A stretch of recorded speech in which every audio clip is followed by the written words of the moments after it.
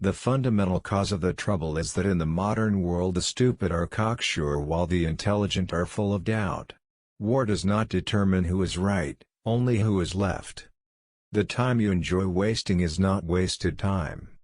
I would never die for my beliefs because I might be wrong. Life is nothing but a competition to be the criminal rather than the victim. The world is full of magical things patiently waiting for our wits to grow sharper. One of the symptoms of an approaching nervous breakdown is the belief that one's work is terribly important. The good life is one inspired by love and guided by knowledge. Men are born ignorant, not stupid. They are made stupid by education. If an opinion contrary to your own makes you angry, that is a sign that you are subconsciously aware of having no good reason for thinking as you do. Men are born ignorant, not stupid. They are made stupid by education. The first step in a fascist movement is the combination under an energetic leader of a number of men who possess more than the average share of leisure, brutality, and stupidity. The next step is to fascinate fools and muzzle the intelligent.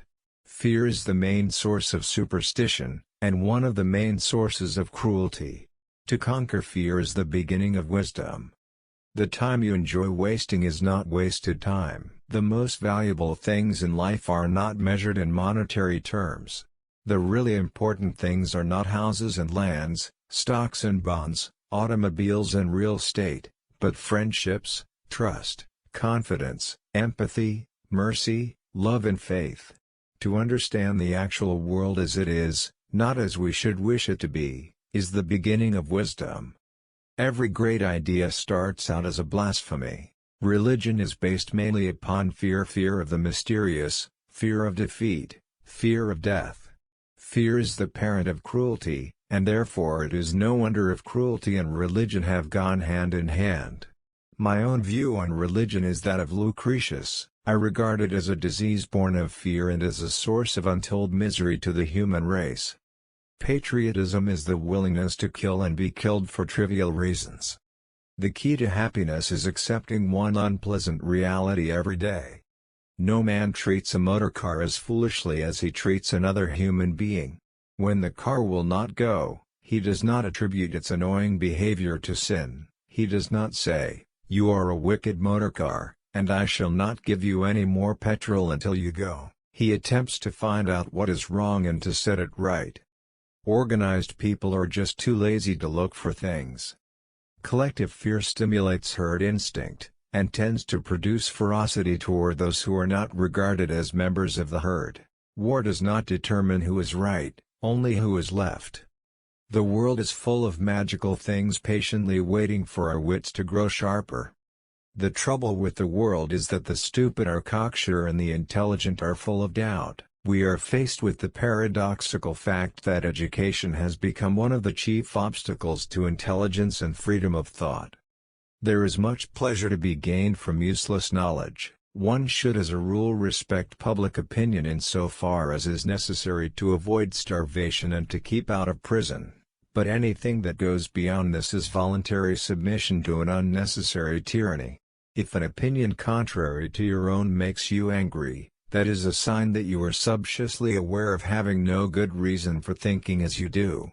The most savage controversies are those about matters as to which there is no good evidence either way. Persecution is used in theology, not in arithmetic, because in arithmetic there is knowledge, but in theology there is only opinion. Remember your humanity, and forget the rest, so whenever you find yourself getting angry about a difference of opinion, be on your guard. You will probably find, on examination, that your belief is going beyond what the evidence warrants.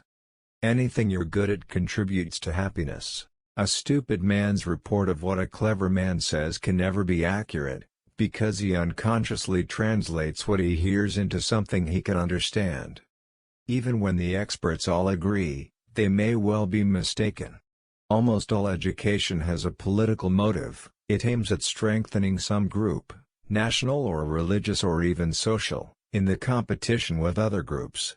Democracy is the process by which people choose the man who'll get the blame. It is this motive, in the main, which determines the subjects taught, the knowledge offered and the knowledge withheld, and also decides what mental habits the pupils are expected to acquire. Hardly anything is done to foster the inward growth of mind and spirit. In fact, those who have had the most education are very often atrophied in their mental and spiritual life. War doesn't determine who's right, it determines who's left.